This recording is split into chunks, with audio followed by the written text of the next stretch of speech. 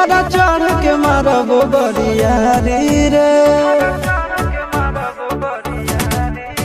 छूट जी तो कैल रंगदारी रे घरा चढ़ के मारबो बरियारी रे तोरा बाप के न तोरा दादा के चिन्हबो बेटा सब गोली मारबो एगो गिनबो तोरा बाप के न तोरा दादा के चिन्हबो बेटा सब गोली मारबो एगो गिनबो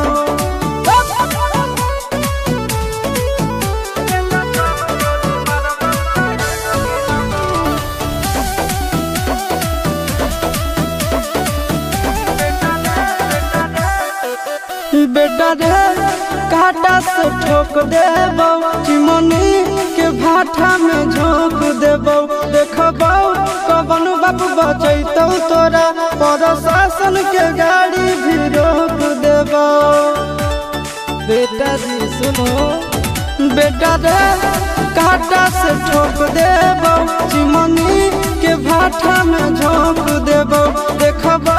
कवन बाप बचैतौ तोरा प्रशासन के गाड़ी भी रोक देबो तोरा जैसन के हम खड़े खड़े गिनबो बेटा सब गोली मारबो एगो गिनबो तोरा बाप के न तोरा दादा के चिन्हबो बेटा सब गोली मारबो एगो गिनबो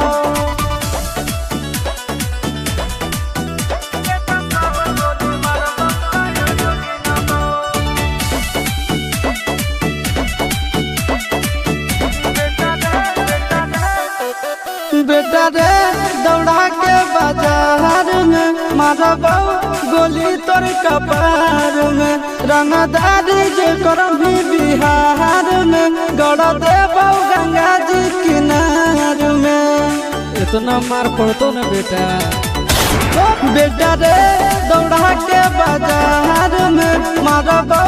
गोली तोर कपार में रंगदारी जे करभी बिहार में गड़ देबो गंगा जी किनार में कहो चिंटू आशीष के कारण सुनबो बेटा सब गोली मारबो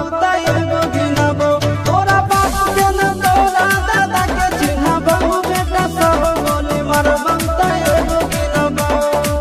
मारत मारत पिछुआरा लाल कर दे बेटा ध्यान से बाप इधर है।